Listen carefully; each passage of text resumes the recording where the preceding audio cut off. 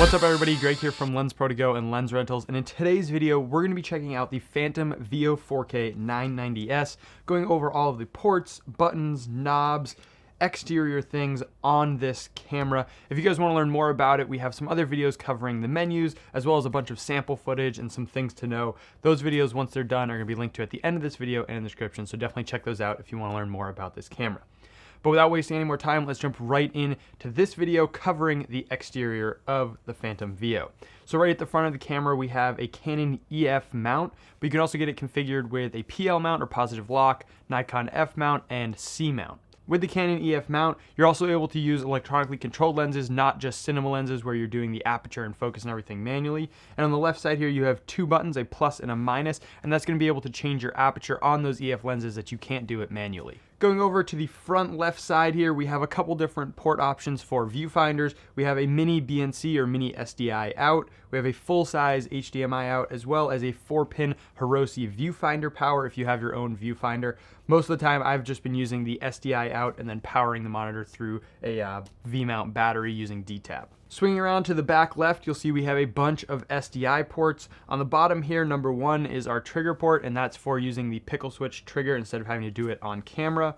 Right above that, you have your time code in, and both of those two bottom ones are fixed SDIs, so you can't change what those are. The next four are actually programmable, so in the software, the PCC software that you use for the Phantom, you can actually customize those ports to do different things and different menu accessibilities and remote control, stuff like that.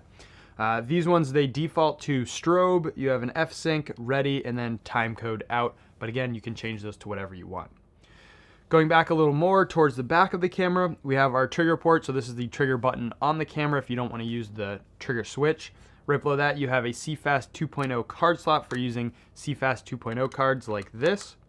All the way on the back, you see this giant port for a fan. This is for venting the system. It uses a ton of power and a lot of processing, so it needs to get rid of that heat somehow. And there's this big fan on the back, and it is quite noisy, but most of the time if you're shooting high speed, you're not going to be doing audio along with it, so it's not really a big deal. Continuing sort of in that same area over on the right side of the fan, you have a playback button, which gets you into the menus as well as some forward-back navigation, your black reference, and your tools, which is like your punch in and zoom, as well as a USB port for a Wi-Fi dongle if you want to control the camera wirelessly over the internet. Right underneath this whole back unit and the fan, there's a bunch of Fisher ports. We have over on the left a range data input port, which is a 8-pin Fisher cable. You also have your 16 to 32 volt DC input, which is a 6-pin Fisher cable for sending power into the camera. Then you have a capture and 12 volt DC in, which again is for another option for sending power to the camera using a 12-pin Fisher cable, which we use through the Breakout box to power it through an external battery with something like this. To the right of that, we have an Ethernet port, which is for sending data over Ethernet cable or controlling the camera. There's another SDI, which is a full-size SDI, not that like SDI mini that we saw on the left side. And then we have a little knob here, which is your main navigation for going through the menus, making selections, and controlling stuff, which we'll look at when we go into the menu video. And then the last thing, which isn't really part of the camera, but we definitely recommend getting one of these if you're looking to build one up yourself. We send it with our kits, but this is the VEO Breakout box or VEO Bob. And this has a bunch of inputs for power as well as remote accessories and control and stuff like that. So on the bottom here, we have our battery input, which sends it from a V-mount battery plate like this. We can just use a 4-pin XLR, and then we can use V-mount or gold mount batteries. We have our DC in, so plugging straight into the wall. Again, that's a 4-pin XLR. Right above that, camera serial. This is where you're actually going to be sending out your Bluetooth information to the camera for control using this little dongle here. And I'll go a little bit more into depth with this little Bluetooth dongle once we get into the camera build and how to actually set that up.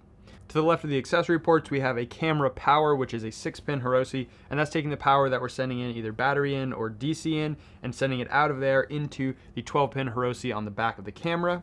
Right above it, we have the remote switch, so this is another way to trigger and start and stop the camera. And then on the top, we have that remote port, which is for that Bluetooth dongle that just kind of pops in the top here. And again, I'll go into that in another video.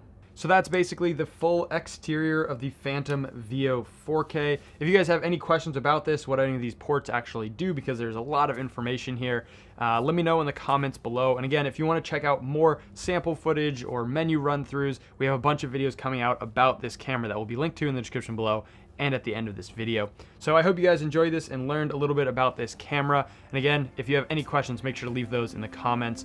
Make sure to subscribe for new videos every single week, and I'll see you in the next one.